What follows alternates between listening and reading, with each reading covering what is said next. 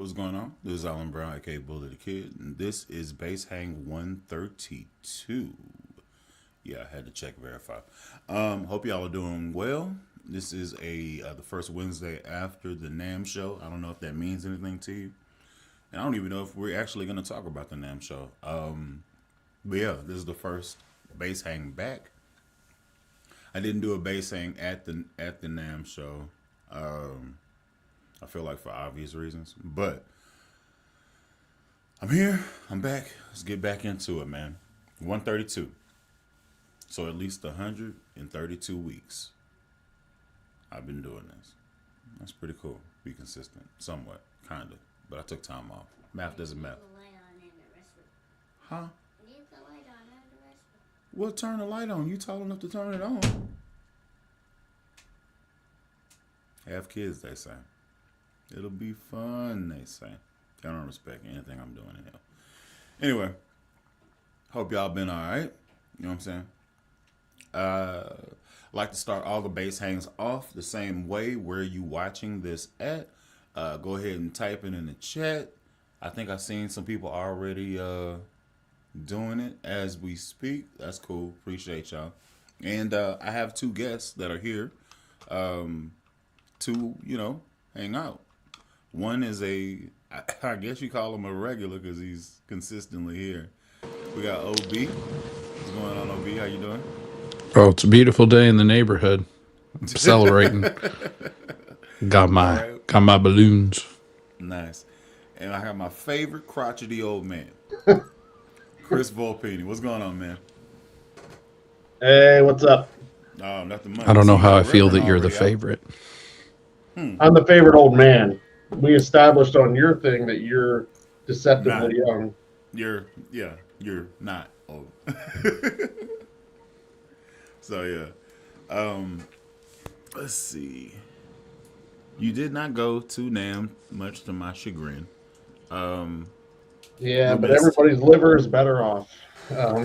Right? Well, no, I still drank like a fish, though. I still got down. I mean, I've seen your work. Uh, maybe like a minnow or something. Oh, wow. All right. All right, fair enough. I guess, whatever. Oh, man. So, what's been up, man? What's new? Oh, nothing. Just got my string. I put them. I did flats on this. Oh, But I got even though I didn't go to NAM, I had a NAM first. okay. Cool. I got the Triad 5. All right. How you liking that so far? I like it.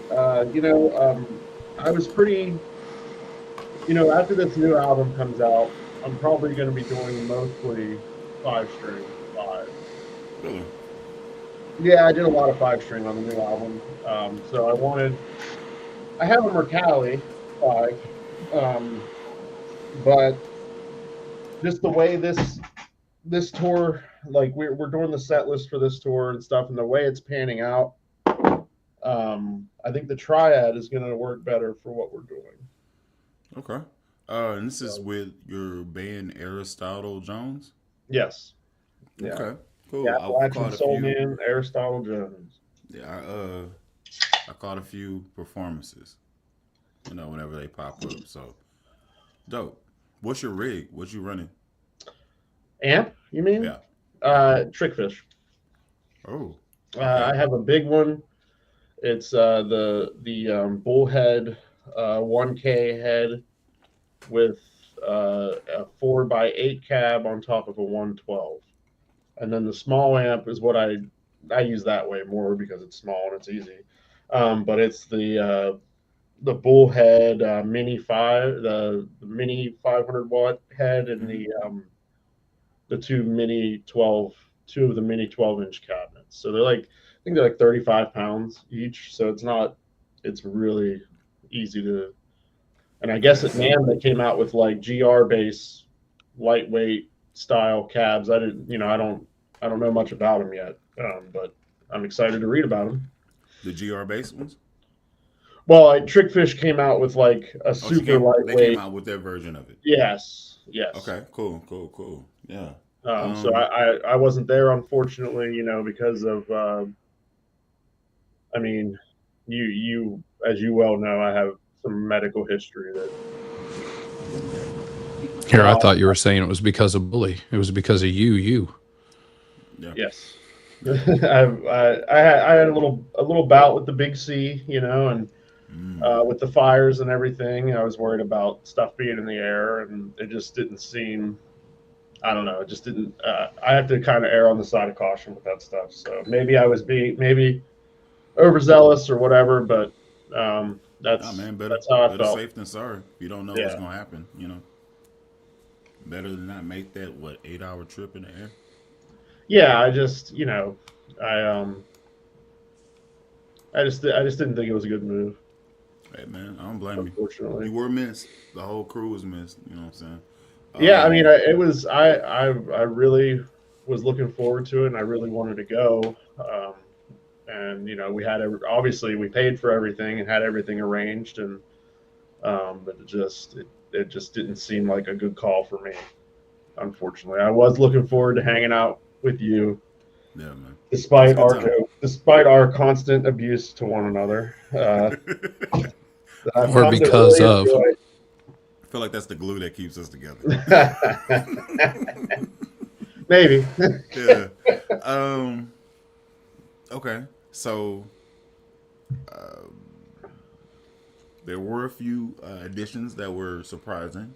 Um, I have I a video saw. that's going to be coming out tomorrow morning for the first day that we were there, day Mhm. zero. And this particular person right here,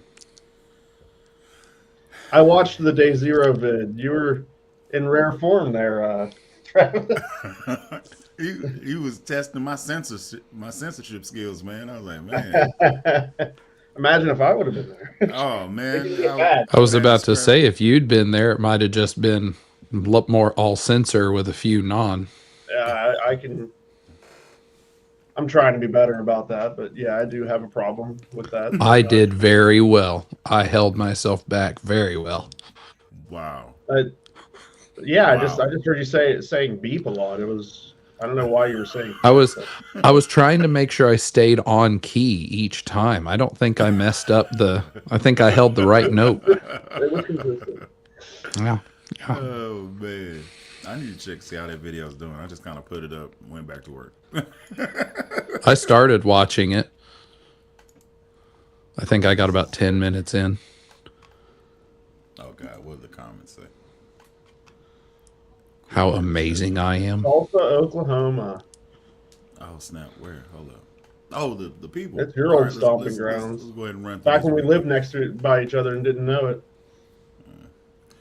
Holy Macaroni actually called it a new night show. I always forget. I know. I'm like, nah, man. Appreciate you being here. What's going on, Beezy boy? What's happening? Got Hammerhead. How had the bully from Hammerhead Des Moines, Iowa. Okay, okay. Let's see. I saw Floof and Sono on Johnny Dibblenam video. Yeah, yep. Floof family stays around Anaheim area, Yeah, you so guys, he was you guys just get to hang crashing. out with like I love Johnny's channel, and you got to Yep. hang out with Phil Conrad. I'm a huge fan of his channel. I was jealous of that. Johnny's an He's interesting character. he's I like him Yeah, a lot. yeah, Like he's cool, man. just in my limited interaction with him, he's always like I like that guy. Johnny, Sono, and Floof were like the triumphant trio, and Bully and I were the dynamic duo, or the gruesome twosome, depending on how you wanted to look at it. One or I the one or the other. don't ever say twosome. Don't. Chris is on here. He'll flip that, and I'll never hear the end of He it. can be So he can be in our thruple. It's no, okay. no, uh, we're not. I'm gonna kick you out of here. Beezy Boy, Long he's Island, just New giving me. York. He's just giving me. He's just I loading more know. mags for me next time we This Yeah, is meet. what would have been. This is what would have been fun if Chris had been there. yeah, I could just right. fan the flames Oh, you don't of need passion. to. What? Okay, maybe you could do that. I don't know. No. Um, Floof, what's happening? Floof in the building. Let's see. Sound is a bit low here in South Jersey. I'm not loud. Okay, I don't have a problem turning up. Let's see. OB1. Okay, its base is 1. OB1. Mm. That's nice. All right. Radman, what's going on? My boy. Majin Lee 420. I feel like I know who that is. Shouts out y'all from Tulsa, Oklahoma. I feel like I know who that is. Play some Sade. They get copyrighted. Let's see. What bases y'all using today? Today, None. I went and messed around with my kids' Jackson Minion. Went and found that in the back of his closet. So that's funny. I just got one in today. Really? I ordered it at NAM. I just got it in, opened it, recorded that, and then swapped out the bridge, put new strings. Dang. All sorts of fun. What did you what color was it? It's the white with the maple and the black shark fin. It's the only one. It's the only one that the aesthetics are not awful with a cheap back neck. Is it the little baby Jackson thing? Yeah, 28.6. Although I just found out that I guess Ibanez makes a 5-string in their micro series. That's a JJ that is 28.6 as well. So I sent a message to a couple people seeing if anyone had anything like discountable. How do you, where do you get strings for that? Diodario ETB 92-S. Short scale tape wounds.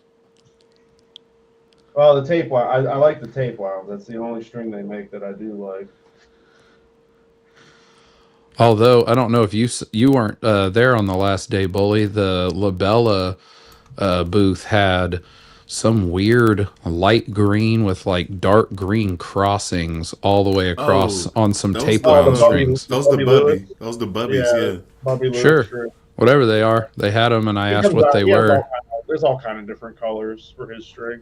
I wanted to freaking find some just to try them out, but I don't know. I tried them. I didn't think they were that great. They'll feel just like those white gold labellas. He sounds fantastic with them, but to me, they were just kind of, the tension was too low. It was hard to get it to not buzz. I think he plays really low action as well, because he plays really fast. Which makes it even. But he's playing MTDs. I'm not playing MTDs, so that's probably got something to do with it. But maybe. I like Labella. SIT is probably my favorite string, but the Labella flats are tough. They're tough to beat. But I got those green ones, so now I'm waiting for my purple 5-string bongo so I too can have a Joker bass. But with tapes. I had a 6-string bongo at one point. It was like a limited, it wasn't a BFR, but it was like they would come out with these special editions every year. I can come up with what BFR stands for, but I'm not going to say it on live. Ball Family Reserve. Oh, well, that's not what I was thinking. But, or maybe it was.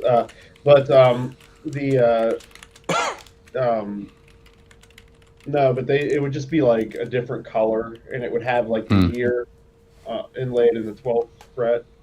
And this would, I forget what year it was, but I was in college, and it was a 6-string, and it was like a pearlescent. It would change color.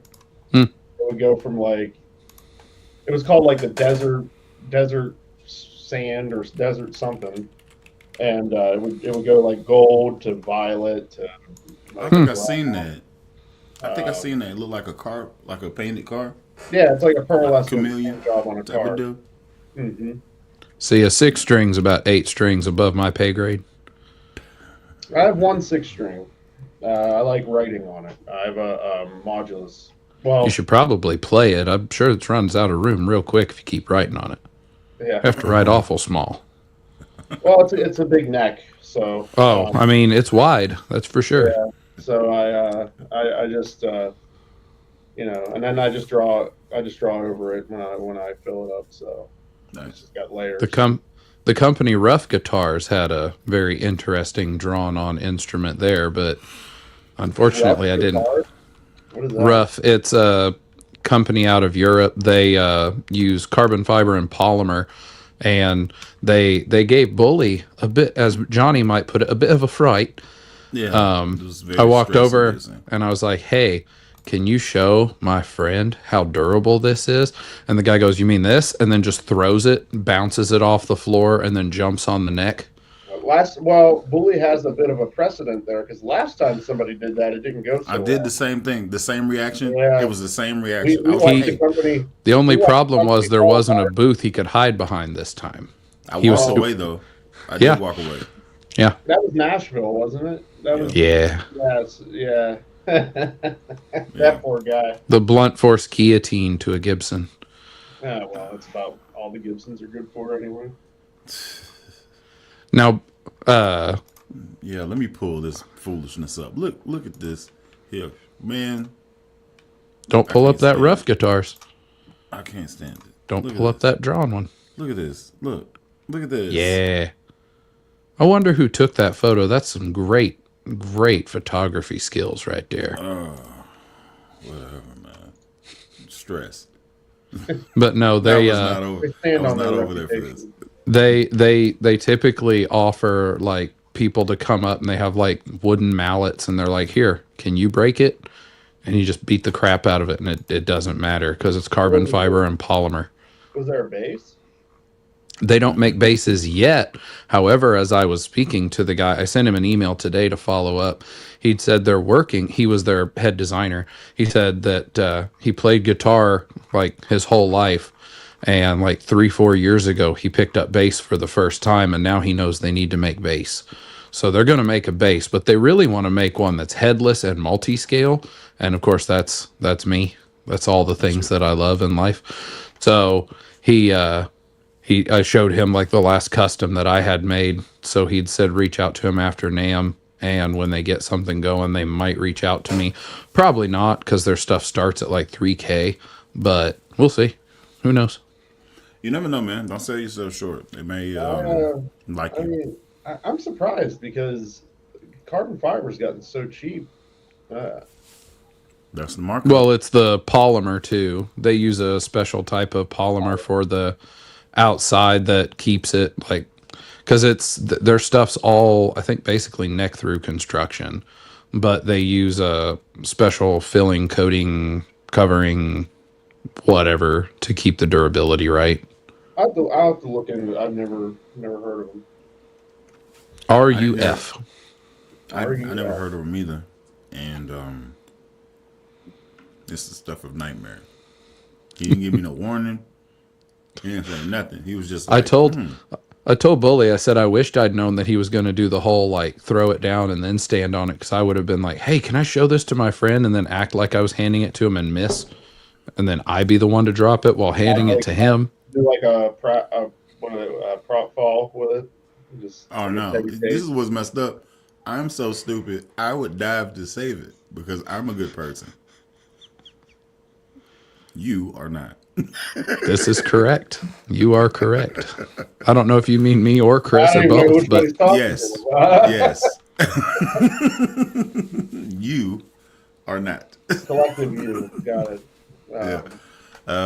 So that was one traumatic, stress-inducing moment. Another one was being kicked off of an amp before you can turn it on. There was a lot of Dingwall knockoffs presenting in the same convention. I'm not surprised with that. The Chinese booth that was like, Bully walks up, how much is this thing? $350. He said $250.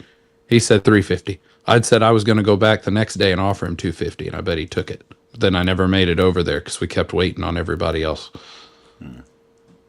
I wish I knew more, because like the combustions are made in China. I wish I knew more about like that factory. Dude, listen, it's a modder's dream. It was multi-scale. I picked it up. It was rolled edges. It felt nice. It had the Dingwall headstock. You could have just slapped a sticker. It's funny. I probably shouldn't name the company, so I won't.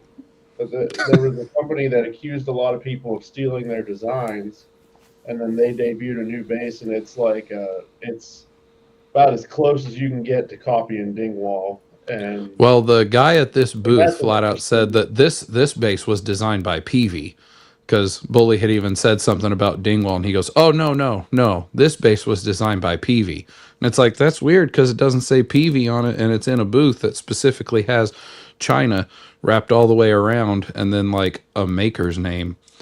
It's like it's a weird thing that you're going to claim. They've got their own booth here. Anyway, well, I would get it. So my thing is, he basically no, we didn't steal it from Dingwall. We stole it from Peavy. I mean, So this is about to be a messed up thing, and I probably shouldn't say it, but if I got it, I would change most of the electronics and call it a Chingwall. I wonder where you got that awesome name. You said that? Yeah. I don't remember. I was drinking though. Whatever. Yeah, you were. Yep. That is an accurate statement. That is an accurate statement. Anyway, Especially so after the show. Oh, I was drinking water during the show. I ain't playing that game. This was your first NAMM, so that's a thing that happens at NAMM. Also having no cell service and then being separated from everyone for 2 hours. But that's fun. Yeah, let's just say I got my steps that day. I got 25,000 steps that night. I like how you got your steps. I was the one that walked halfway across Anaheim for freaking free Wi-Fi. I don't know what to tell you, baby. We was chasing you down. It was a good time. That's what it was. No, it was a time. I had a good time. Anyway, walking down the street going, hope that person's not dangerous. Ah, well.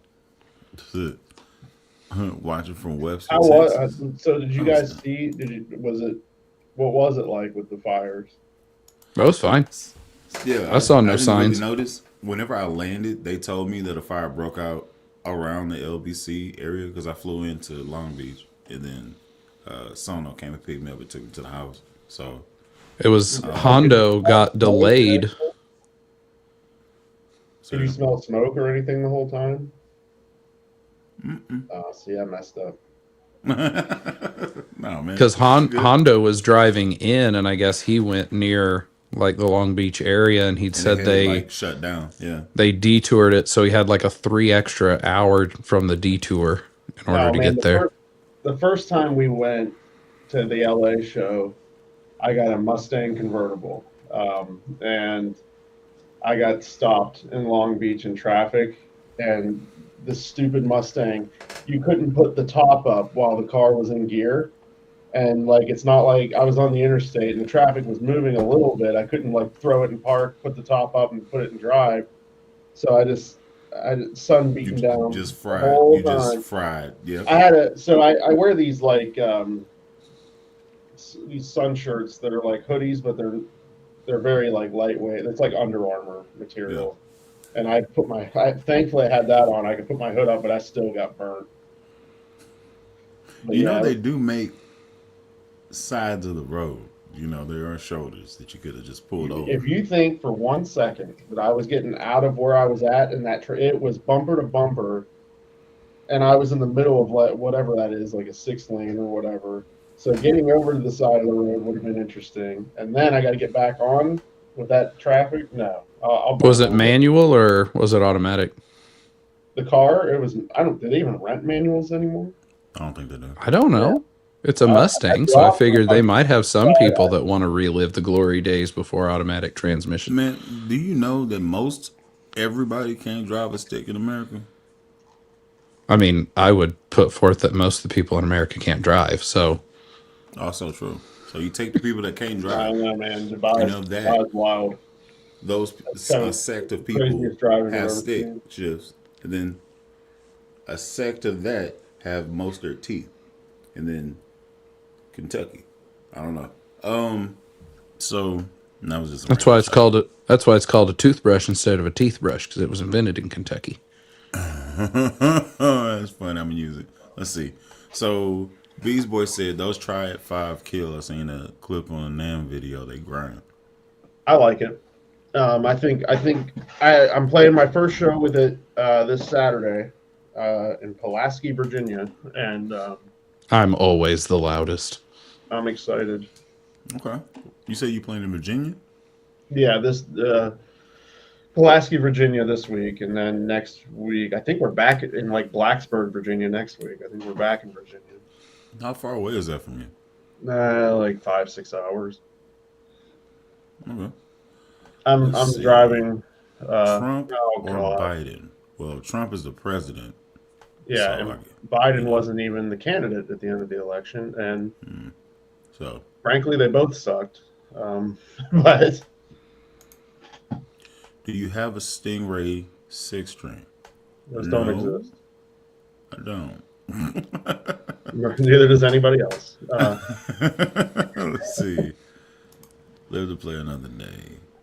Base? No. 14 people are like one light. We bases need to stick together. I got some message from YouTube earlier. It was like, hey, your channel's hit 100 subscribers. Do you want to look at your analytics? And I click on it. It's like 99% male, 0% anything else. I was like, y'all don't know how math works.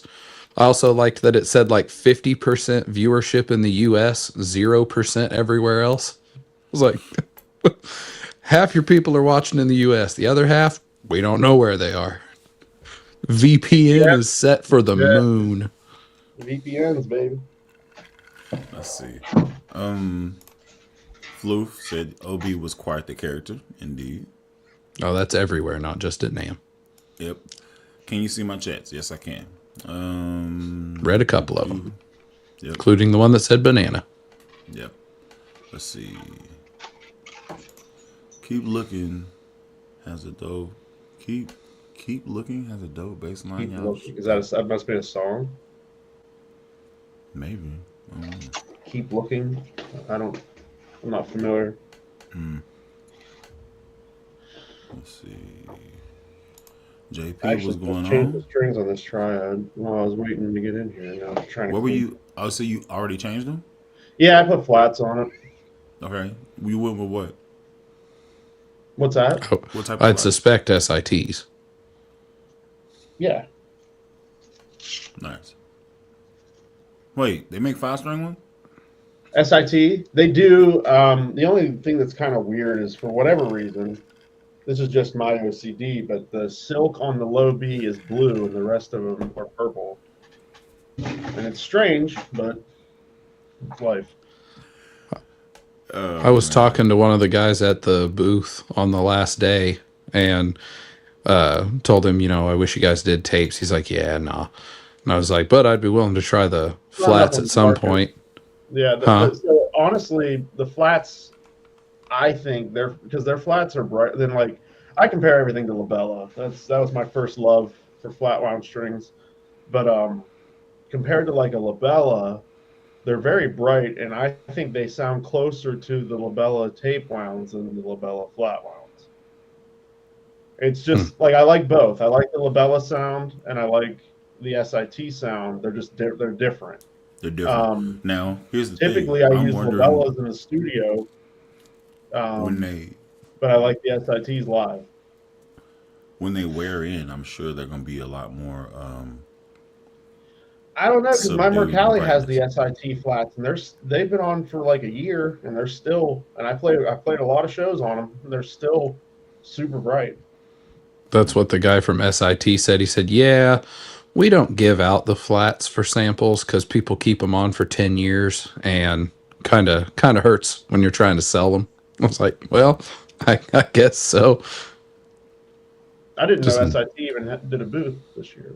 Yeah, they did. I think Moini Day performed in it. She's an artist. Had to have been Saturday. Cause you know who she was an artist with first? Who? MJC Ironworks. Really? No, nice. It was like right as she was blowing up. But yeah, she was with us, and then she went to SIT. Damn. Yep. Let's see. Kind of like me. I was with MJC and I went to SIT. Likewise. I love how he has his coffee in his hand riding like a skateboard. What is that? What? The guy. The guy from Rough. Yes, his coffee. I saw the cooler it came out of. It was definitely full of coffee. Let's see. Let's talk about the offset bases. Offset? There are a bunch of them, like the Explorer. There's all sorts of offset. Jazz bass. I'm sure there were no shortage of jazz style basses out there. Dude, Unless they maybe meant offbeat and they got auto corrected. maybe. Was Offbeat out there? No. I like No. their stuff. I would have loved to have seen them at a booth. They're really cool too. Like Bully, did I send you their way, or did you just? I know I was working on them for Low End Lobster. I just don't know if I don't know. I know you're with. Forget. I forget too. It's so long ago. Yeah. They built me. I had a couple of them. They were both great. When I started chemo and all that, I kind of thought I wasn't going to be playing as much afterwards, and I sold a lot of stuff, and they both went in that lot. But obviously that didn't happen. But I got an idea. I'm going to contact them. I got an idea for something we can design. I'm just gonna say this. I got the first 5-string. You did. Short I scale. saw when they started doing the 5 strings. Yeah. So I asked about headless multi-scale and they told me no. But I can tell you why, but offline. they told me headless probably, multi-scale no. That's interesting. I'm surprised. Didn't I'm going to shut up. But it's a great company. They make really good stuff. I love the aesthetic of them, and the components they use are very good. Yeah. I don't really have any critiques of what they do.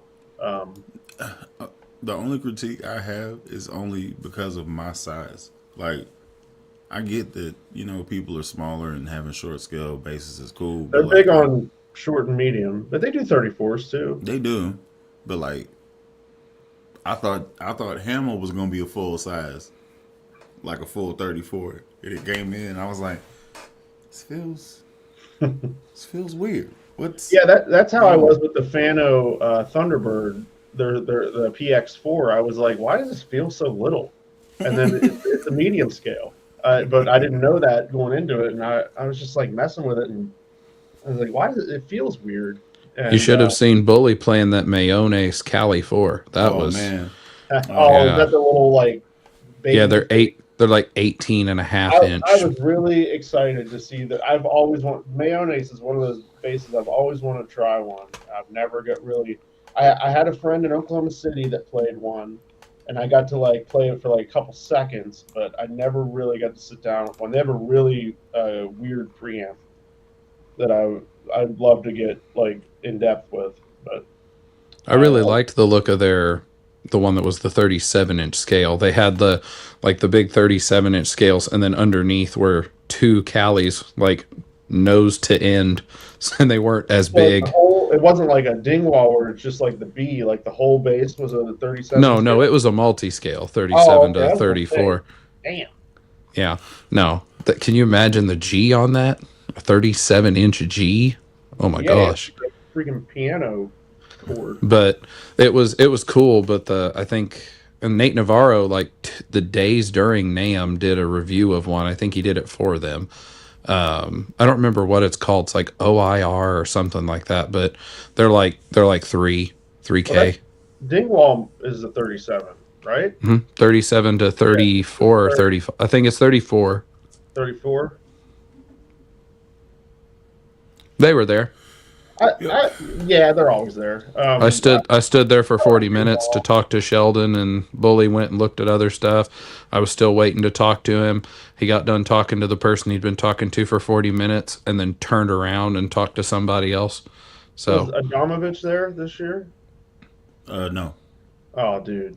I still think about that Adamovich that we played. Yeah. That thing was so nice. It's sick. It was so nice. that guy you had talked to at the end, Bully, with the orange base that had the mirror. Bocce. Yeah. Bocce bases. He apparently had a couple worth of booths. He was in the boutique area, and then he had a regular booth. Yeah, BACCI. I feel like I may have seen like a social media ad or something, but I can't remember. His biggest comped pickups, the pink one. The one I had and fell in love with was orange. Was it orange? It looked no. He's talking about the one from Wonker, that pink one. Oh, that was a woo. It just had. It was like a J style. It looked like, and it had LeCompte pickups. Yeah, and it had wood knobs. That was a nice little touch. It was the body itself was bigger than a normal J bass or a soap bar bass. I would like that. That's what I like about the body Lakeland's was like bigger. So whenever I sat over it, I was like, "Oh yeah." Yeah, I like that. Lakeland's 5-string jazz bass, I think, is bigger than like Fender's 5-string jazz bass, and we know about me and Lakeland, so we won't go into that. But at some point, I'm gonna get one. At some point, I'll get one. And He said, "Let him know." Okay. We've had this discussion. Yeah, but I'd be forgetting Christmas. Well, that's you. I'll be talking to you. I have a bass being built right now. Not me too. And I also need to get a bass that he has. Then I need to. Well, not the bass I have. We'll get you your own. Finished. I got an upright built, and I have one being built by probably very underrated. He's like it's like a MTD style thing. He's a little bit smaller. He's out of Cleveland. It's called Hill Guitars. HIL? HILL. Oh, okay. And he the how I heard about him is I'm my first like bass idol was Stefan Lessard from the Dave Matthews Band, and he started playing them, and that's the only reason I've heard of him. But I bought a used fretless that actually belonged to Doug Johns, if you guys know who that is. He's like a jazz fusion guy. He was kind of big fretless. He plays a Padula. Anyway, it was built for him initially, and now I have it. You want to check out a company of fun people? I have a fretted one being built right now. It's about done. If you want to just have a fun place to build you one, check out AC Guitars out of Scotland. They were the most fun people. Yeah, they were cool. Scots, man. They were cool. Yeah, that's the one. Mr. Bocce had some interesting thoughts about that bass. Yeah. It's an interesting headstock. Yeah. This is Bocce, or is this? This Bocce, yeah. Okay. He had like a few extra instruments out at just this extra little booth thing, but then say it again. That string spacing looks tight. No. Really? That's like 19. It was crazy. That's really? A 6-string bass. I'm just big. No, I'm not even looking at it like that. I'm looking at how close the strings look together. It must just be an optical illusion. Yeah, no, it was legit. And like my 6-string. The heck was that? Them trying to get up. Yeah, when you grow up a little bit, you'll grunt when you get up. So my 6, it's pretty tight, but that this is I believe 18 or 18 and a half maybe, and that looked a lot tighter than. It played like a dream. I believe you. Yeah, man. That's for sure. I didn't ask him, but for sure, that's $3K for sure. No doubt. Higher. Well, if it's in the boutique section, it's probably like 5 to 7. Well, this one was right there in the stand. That's by this black bass. But you probably right as well. So it was right across from the boutique section because he didn't have enough room inside the boutique section, so he had an extra place to store other things. Like he had Andertons did a spot on him about his guitars. He had like a whole 70s theme of guitars that he did, but they were each one off. And then apparently they were talking to someone else. Remember I think it was Strati, the ones that looked almost like a violin on the back side of awesome. On the back side of them was a guy who had like a whole bunch of crazy looking stuff, and one was like a V that we had seen that got stolen. That happens every year.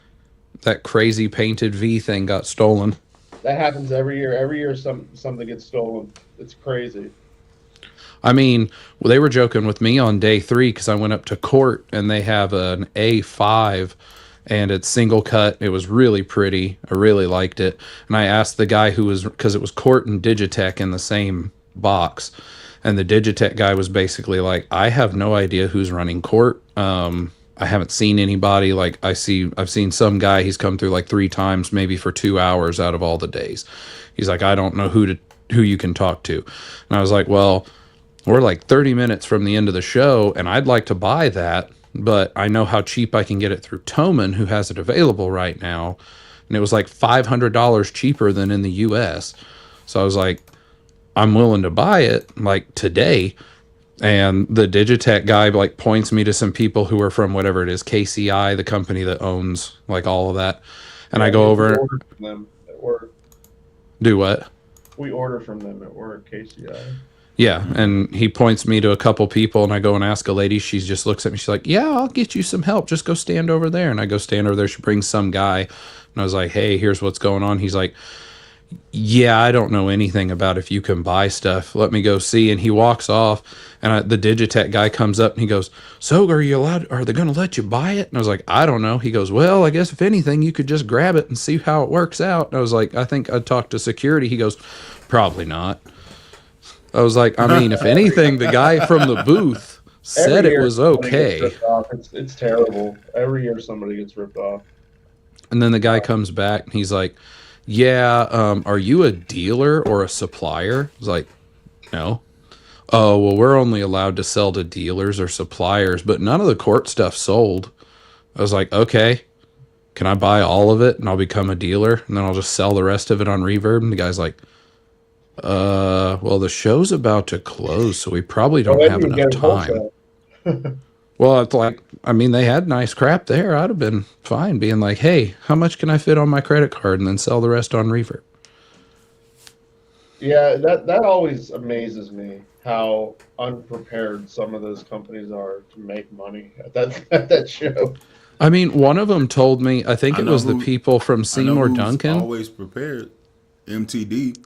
They were sold out the first day. I was like, God. So was dude, there's so much, like Leo's is incredible. I've never really played a bass like that, honestly. One of the people at the booth said that it was something they signed, that they are not supposed to be using it as a retail space. I think it was the people from like Dunlop or something. They were like, yeah, we're not supposed to use, which I mean, I guess I understand if the term, I understand the term retail space, like they don't want someone showing up and just having like rows of shelves to sell stuff at retail price. But if if they paid for the booth. Yeah, that was my thought too, because I think it was Sono. If they sell 2 of those bases, that booth is paid for. Yeah. Hell, they sell 1 of those bases, that booth is paid for. I don't know, man. Those booths are like, Nam's pretty greedy. So the guy, you guys remember a couple years ago, there was a dude who had like patented and was selling like a suction cup on thumb rest. God. Is that a yes? Yes. So apparently there was a basement. That's what blew my mind. That was apparently there was a basement there. Like it was right across from G&L, that there was a set of escalators that went to a basement, and there were stuff down there. Didn't know until the last day, because they didn't have anything going down there. I saw people going down. Yeah, that's what I thought too. And the guy who has like the suction cup thumb rests was standing out by. It was basically the next block of booths over from SIT, and he's standing there handing them out to people, saying, hey, here, try this, because he was in the downstairs, and I guess at like 4:00 they started kicking everyone out of the basement, like to get everything ready, and he'd said he paid like $10,000 or more for his booth in the basement that nobody knew existed. So I can only imagine what the upstairs ground floor, what any of that went for. What the hell Orange paid for that big freaking block party? Yeah, Orange also being super smart, putting up a freaking wall, and you can't see 3 members of their competition behind them. Couldn't find GK because they're hidden behind Orange's giant wall. They were literally an eighth of the space of Orange's booth. Orange bought like 6 booths. Just imagine what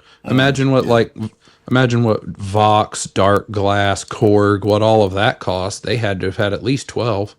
But they combined all I that know. stuff into one. And then they had like a drum company in there, Osaka Drums. Which they might own. Drums. They might.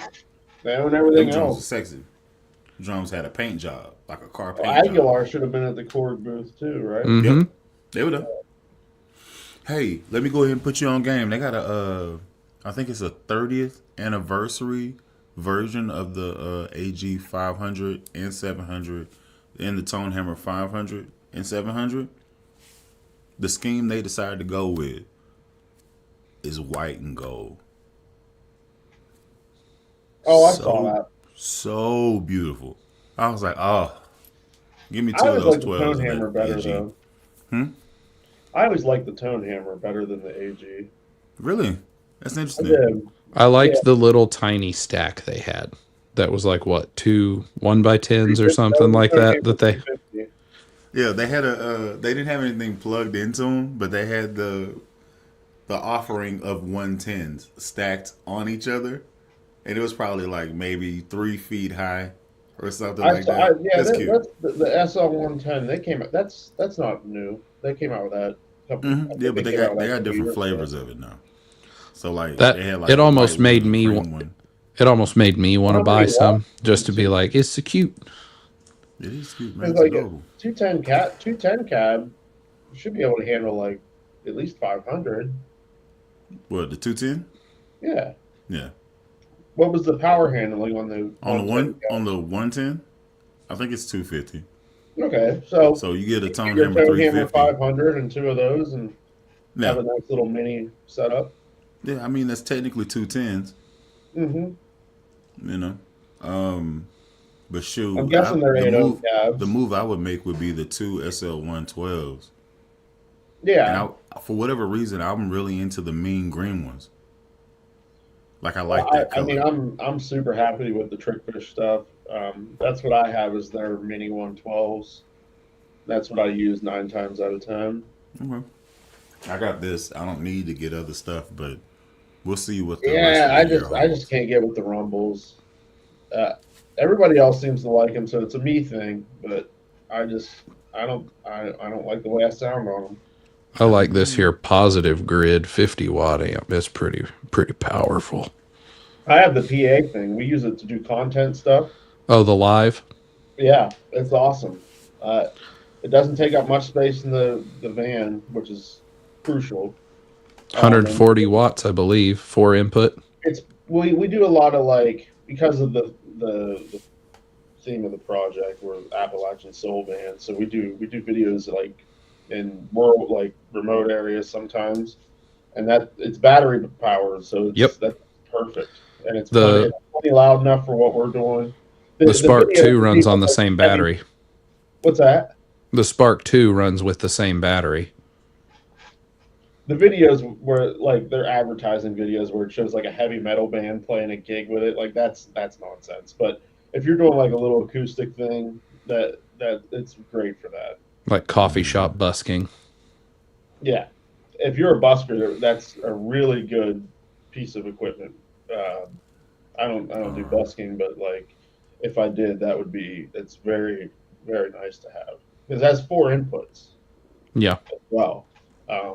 I had thought about getting it instead of the Spark 2, but since it just sits on the top of my desk/piano at head level, I don't need anything louder than the 50 that this is doing. I think it's set to half. I don't go anywhere. So, and if I do, it's a hotel room. So the only thing I play through at home is my studio monitors, and those are just Yamaha SH8s or whatever. That was a neat room. The Yamaha room was pretty cool at NAMM. Oh, dude, Yamaha's great. I love that company. I loved seeing the live stage where everything you look at has a Yamaha. Like they don't have to go to another company for anything. Are they still taking the whole top floor or whatever? They took a big section of it. My friend works at Ampeg. I was looking forward to hanging out with him, but you probably talked to him at the Ampeg stuff. Oh, name's Dom. Just got my Fender Duck McKagan signature bass today. Okay, which color? Oh, nice. Been eyeing it up for a few months now. I finally pulled the trigger. I actually liked it, but the one I wanted was the black one. Like it's black with rosewood fingerboard or rosewood type fingerboard. Somebody brought in a P Light, which is basically what the Duck McKagan is from the 80s, and it was that fluorescent pink. Remember that? It was kind of like a pink, but not really. That they used like kind of like a burgundy mist or whatever they call it. Yeah. It was that color, and I was like, man, that's cool. Did you try Devin basses? Thoughts? Yes, we did go by Devin's booth. He's starting up a concept. He had a prototype this year where it's a hot swappable pickup and it's a hot swappable preamp. Like one whole piece is just like floop. So you buy the bass and then you can separately buy different voicings of. So he had Nordstrom, he had Aguilar, and he had Dark Glass as a take it out, put it in. It is neodymium. It was like magnets. The size of a battery compartment that just popped right in and out. Yeah. And then to change the pickups, it's the same type of thing. You just put like a little wedge on the B string, push it down, and then you just pull up through the top. So in theory, you can just run different types of pickups. Like I'll throw Aguilar in the back and then a Nordstrom in the front type of stupid stuff. I mean, it's interesting for sure. I don't know. It was cool while it was happening. I got the, I think you recorded it, right, OB? Yes. So that you missed. I think the one I'm about to say. I think it was that crazy like pink and multicolored one. Possibly. He does. I will say for Devin basses, he has some of the most beautiful finishes. That wild pink blue thing that he does. Yeah, we saw that as we were walking by. Every time I see that, I'm just like, man, I like that. As we walked by, I like smacked Bully on his arm. I was like, Bully, look. The top inlay is a circle. I just like the inlay. The top one was a circle. Conversations with people at NAMM. I 100% agree, Flute. Oh, what? Incompetence? Yeah. I've had some questions that really were head shakers, or some conversations that you just like, wow. There were some big name booths that had some head shakers this year. I know. That's what the one the specific story I'm thinking about was a very big name, and it was Nashville NAMM. Before I knew any of you fine folks, it was the first one I ever went to with MJC Ironworks, and this very big name told me that their plan was to market their basses to guitar players. Bassists already have basses. See, they're thinking outside the box. Well, if you can get the people who don't have any basses to buy basses, and then you got a real market. What they told now, the bass in question was. Boy, I can come up with bullshit, can't I? The bass in question was, I believe, $1,200 or $1,300, and this was when? What year? Oh man. Just ballpark. I don't know. 2018. You said it before you knew us, so. Yeah, I mean, it was my first year with MJC Ironworks, so it would have been like 2016, maybe. Okay. So that was some decent money then. Yeah. I mean, $1,200 now for a bass isn't stupid, but it's a lot less than what it was 6-7 years ago. Yeah. So I was playing it, and this company is not really known for their basses. It's So I was Gibson. playing it, and I didn't say it. Yeah, I was playing it, and they came over and talked to me, and they said, you know, what they're talking about getting back into the bass community. What do you think? And I was like, well, this is nice, and I had some other pretty obvious ideas, and they said, oh, we want you to talk to our bass guy, and they took me to another guy, and he said, and I told him what I told the other guy, and he said, yeah, he goes, you know, they're not going to go for that right now. We're really just marketing our basses to guitar players that have home studios and just want to have a bass hanging on a wall. And the only thing I said was like, that guy doesn't spend $1,300 on a bass. That guy gets a picture of a bass and puts it up on his wall if he's yeah, he not gets going the to touch it. $80 Ibanez because it's all he needs. Why would he spend a bunch of money on something he's not going to use that much? And that bass ended up selling for like $700 by the end of it because it didn't sell. Mm-hmm. But all right, let's see. Not related to the booth thing. LEH just makes some incredible basses. Okay. So let's go ahead and they really do. They really do. Let me go ahead and get it going. Wasn't that the one where you were grooving with the other guy? No, that was Jones. The LEH stuff is no. I thought LEH was the one at the back across from Orange, where it was you and the other bass player. At the GK booth? No, the first day we went on the front side of Orange. Ooh. Front side of Orange. Oh no, that's oh dang it. That's the one that had the weird frets, like the true fret. I forget the name though. Mm-hmm. I love those LEHs because it kind of looks like those Ibanez Tallman basses. I love that body shape, but it's a way better instrument. And like look at that, like so much work went into that. It's crazy. This is the thing though. The graphic EQ. It's a nice touch. The graphic EQ. It's like I was like, what? Now what the hell? It's like, a gimmick, but it's cool.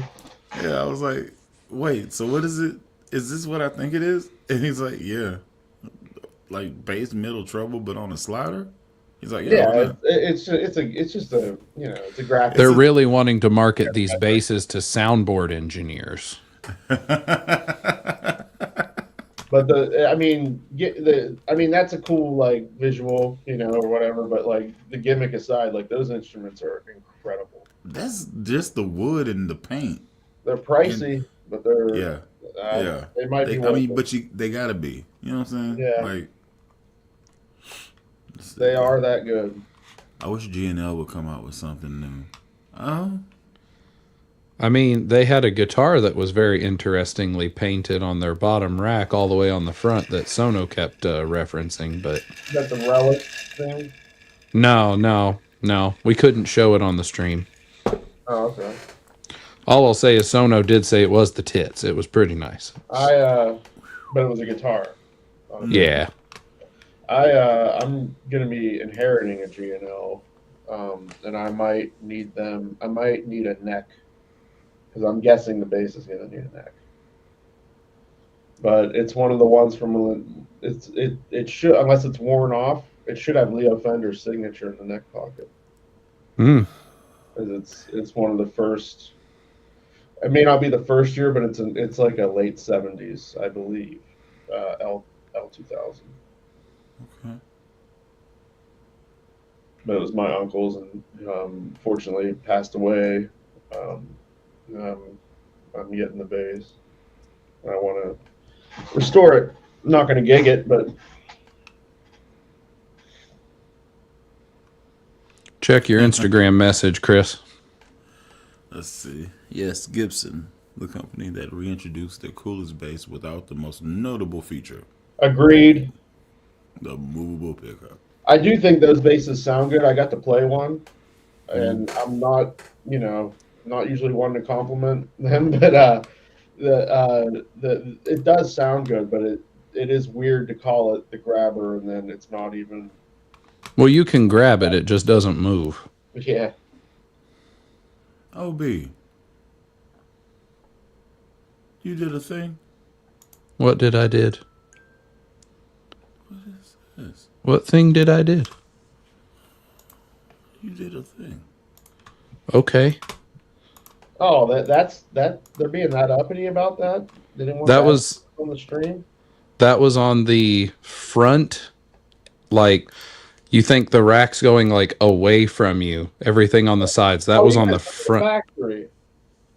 Do what? Did you guys go to the? Is this at the factory? No, that was at their Oh. booth. Oh, this is their booth. Okay. Oh, okay. I was You like, guys- you guys you didn't go to Wait, the hold you on. did a thing. He's talking about the picture I sent him. If you're talking about Oh. that Ray 2, yes, I Oh, found I'm a sorry. blank. Yeah, I found a blank pick guard, and then I actually made the thumb rest template and then embedded it into the pick guard, and my wife printed that, and it bolted right up to the Ray 2. oh, that's really cool. Mm-hmm. And then that's an wood EM. knobs? No, that's an EM. Those knobs are 3D printed as well. Really? You printed a cover? For the knobs? No, for the pickup cover. No, that's an EMG HZ. Is it? It looks like it color matches the. Yeah, we printed the knobs to match the pickup. I swapped the pickup. Yeah. Okay. So that's an EMG HZMM. Okay, And so then here's my problem. The pickup looks very close to the neck wood. What? Like the color of it, it looks brown to me. Oh. oh no, it's a regular that picture has a weird, like the flash was being weird. Oh, okay. It is like, very that's close. really sexy. They're pretty close in color, but it is like the typical Ray 2, like almost black fingerboard. Okay. It looks Now good. I just have to find a color match to the body paint so that I can paint the back of the neck so that's not boring. And I thought about taking the headstock shape and doing like a headstock cover, because that's actually translucent filament. So if I were to print the same as the headstock shape and put it on, then you'd still be able to read through it and it would look like the headstock matched. Now, is it possible to do a 3D print with like a complicated pattern, like a torch or something? Is that a So you wouldn't be able to do it like a tort because 3D printing's done in flat layers. You would end up having to have some sort of filament that was very, like, you wouldn't be able to engineer it like that. Yeah. However, if you got a multicolor translucent filament, it could have almost like a kaleidoscope effect as light goes through it, but it's not going to look like tort. No, you're mostly going to be looking at like geometrics. Now, what we had talked about doing was trying to make it, because you can make stuff like that one was printed flat, but they have things like chromatic filaments that are like, say, rainbow or fades from one color to another. If you printed it standing up, then it would fade from that color, say from the bottom to the top. I shot out a message earlier asking if any of you guys wanted like the head stingrays, because I already have that one ready. Oh, well, fine. I'm not. I don't. I like the way a lot of people sound on stingrays, but I don't like the way I sound on them. I don't like the way I sound on anything. I just like what's cool looking. I mean, that's fair. And the only reason why you had this template is because you already had the base. I found the pick guard template, and then I made it work for the Ray 2 with the thumb rest. But I can remove the thumb rest too. It's like a cool custom thing you can do. Like you could put that thumb. You know, if somebody wanted it closer to the neck, like you could. Yeah, I can put it on an angle, or I can do like, I don't know what they're for, but I've seen the thumb rests below the strings. I don't really know why. You know what would be cool is if, I don't know how feasible it is, but if you made the pick guard like a little bit thicker, and then did a ridge. So you just had like a built-in thumb rest that went down to the neck, and you could just go wherever you wanted on it. I mean, it's very easy to do. I can take the original and say, hey, I mean, I could also just make the pick guard 1 or 2 millimeters thicker and then make an indention on the outside of the pick guard if someone didn't want there to be a thumb rest built in. But yeah, you could add a long rail, you could add a ramp underneath if you wanted to. It's easy. That's cool. 3D print. Yeah, just like me fixing the Thunderbirds by making an additional arm so they don't neck dive. That's one of my videos. I fixed it. And it bolts right on using the normal holes that are there for the strap buttons. You're welcome. That's funny. Man, it worked. Let's get through here. Sono, what's going on? JP with the $5 dono. Appreciate you. Thank you so much. Good night. He's probably already gone. Let's see. Did y'all try the Sterling Bongo? Yep. There's a Sterling Bongo? Yep. 700 for the 4-string, 780 for the 5-string. Comes in stealth black and fire mist purple. I have a fire mist purple. I couldn't get in on Sterling's pre-order, but I do have Carol at Musician's Friend. They're checking to see if they can secure, I guess, an order, and she's going to get me a purple one, and then that's what I'm going to put them green strings on. So does it have that why you said that earlier? I don't remember. I didn't plug it in anywhere. I just pulled it off the wall. The back of the neck was freaking gorgeous. Like super, like not too roasted, but very roasted. Ooh, don't make me like you. Yeah, I had a Bongo 6 and a Bongo 4, and that is not one. I like the 6-string better than the 4-string, but that preamp was just too much for me. It was like if you just a little turn of the knob, it would totally change things. No, these only come in 2 colors. They come in stealth black and fire mist purple. Sterling, I typed it in. Maybe they don't have it yet. I mean, it's on their website because the pre-orders are over. There it is right there, dude. Okay. Yeah. There they are. No. I hit yes because I want to know when the purple one's in on 5-string. Now, the sad thing, it just has standard dot inlays. It doesn't have the crescent moon. What is happening? Ooh. There, what's the... Can you go up to the electronics there? I just want to see. Nope. There you go. Wait, this one? Stop. Up, down, left, right. Left, right. Up, down. Yeah, it doesn't say if it's the same as the US. Here we go. 2-band. Yeah, I don't think that's the same as the US one. That's in my opinion a good thing. Hopefully it's a little bit easier. I like that purple. I just wish it came in silver so I could have my Enterprise bass from that stupid video I put up on my channel. That's what I said. That's what I said. Bass. Yeah. The bass. Frontier. Music's finest frontier. You're an idiot. I know. Tell me something I don't know. All right. Okay. Fully open mouth kiss the horse one. Huh? Nothing. The Austin Powers. He says, "Tell me something I don't know," and he goes, "I open mouth kiss the horse once." Those movies hold up. I don't care. Man. I mean, it's not often you can get one person to play the majority of the main characters in a single film and it not be completely awful. Makes me a Cutlass version. Oh, like the P-Bass? Right? Wait. Is that what they're talking about? They're saying that they hope Sterling by Music Man hopes to bring a Cutlass into the Sterling line as opposed to just the bongo. The Cutlass? Yeah. Is the Cutlass P-Bass? I can't. There was a PJ remember. and then there was a P base. Leah has the P base and it's awesome. I can't remember which one's the Cutlass and then the. Which one is the Saber? No, I know the Saber. The Saber is a 2 pickup. The Cutlass looks to be a P base when I Google it. I What's googled that? it. I googled Cutlass base and it looks like it's a P.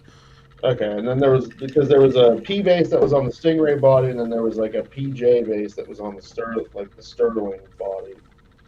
That was funny at the booth because, like, it was a whole back wall of their booth was all their new Sterling stuff, and right next to the new bongo was their Sterling.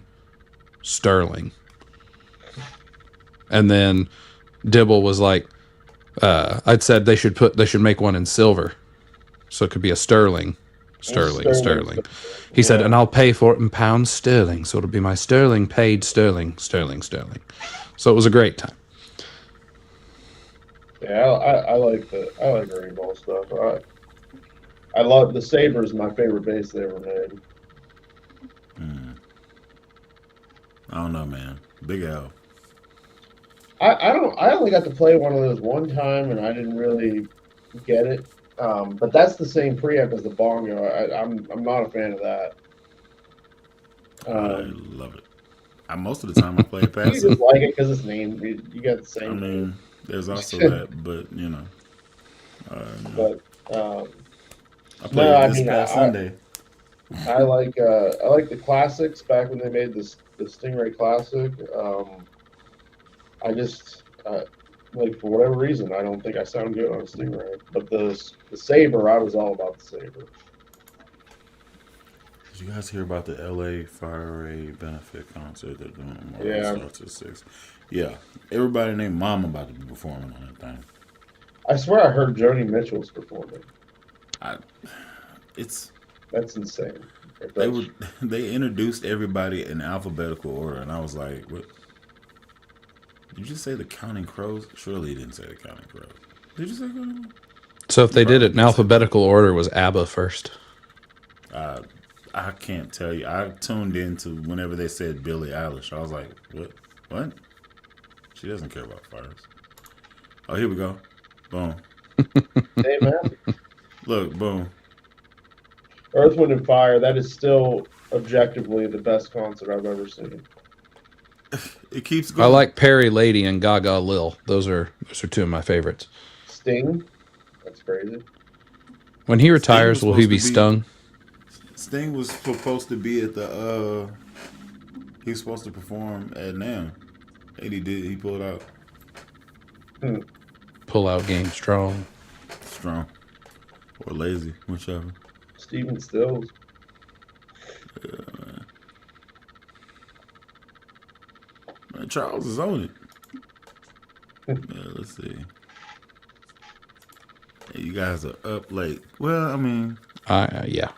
We about to wrap this bad boy up, but my puppy had training classes at 7:30, so that my wife signed us up for. So we got to do that. You know what I'm saying? We already paid, so I'm gonna do that. I love my little mama, man. Maybe one of these streams I'll let her be up in here, chew on some stuff. Anyway, let's see. What do you say? By the time I usually get out of church, you guys wrapped up and gone.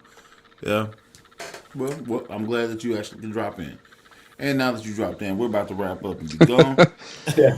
Happy you could be here, Dino Dan. Bye. Let's wrap this up. Yeah. Special thanks to everybody that dropped in and said something. I appreciate each and every one of y'all. Thank you, Chris. Thank you, Trev, for hopping in and chopping it up with me, because it would have just been me by myself, basically doing a overdub of all the pictures and stuff that we took. Well, kind of talking about each booth.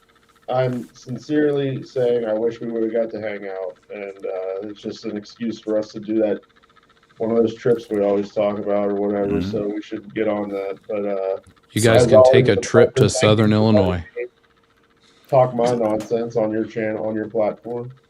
I really appreciate it. So the thing that where actually that I actually would like to do is I'd like to meet somewhere central Yes. to everybody. Yes. So like maybe like Kansas City or something like that. Oh. So if Floof has to come in from Colorado, you know, and then Trav, I don't care about the destination. I'm more interested in hanging out. So I It's don't care all where we go. about the journey, not the destination.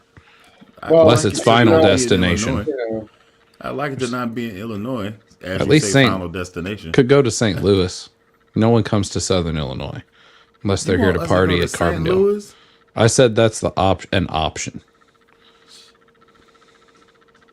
They got There's more like boarded up houses than they got actual living in houses. I mean, it's not Detroit. I'd rather go to Detroit. dude, I love Detroit. Every time I go, it's a blast. I've been to St. Louis. It's so much fun. Me too. It's an hour and a half away. I've only like hung out in St. Louis a couple times, so I can't really say. But every time I've been to Detroit, I've had a blast. It's like Buffalo. Buffalo's a blast too. Yeah, I think I was there. I went twice, like 2 weeks at a time, working on a project at a school. I was putting Detroit in or an HVAC Buffalo? system.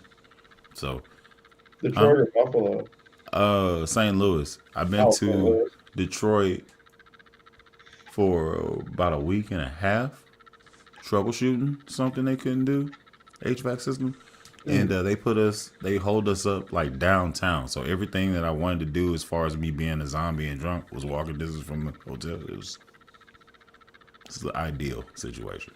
Me and my wife went. The last time I was in Detroit, we went up for like a weekend trip, and we went to Motown, and I did the Detroit bass player channel. Really? Yeah. It was, honest to God, when I was in Afghanistan, it was your channel, Detroit bass players, and Rumbling Man. That's what I watched all the time. Honest to God. Thank you. Yeah, honest to God. It was back when it was just like you were super low budget. I mean, I still am super low budget. Yeah. I'm not doing anything that Lee is It doing. was the or early Johnny. days. It was the early days. Yeah, it's just my phone and me being stupid. That's where I learned it from. Gotcha. Don't you blame that on me. I got me some LED lights now. There's a candy corn going on. I have a ceiling fan and windows. You got that original Van Gogh behind you. You got style. Yeah. Yeah. This is the original Starry Night printed that he did on a shower curtain. Yeah. I see the piece of ear on the side. The Van Gogh cutting his own ear off, Joe. All right, let's stop this. Yeah. It was only part of his ear, actually. It wasn't the whole ear. Cool. Thank you for the history. All right. I've been Alan Brown, aka Bully the Kid. This is Chris Volpini. This down here is OB Trav. Till next time. Y'all be Thanks again, guys. It was good talking. Push the button that looks like this.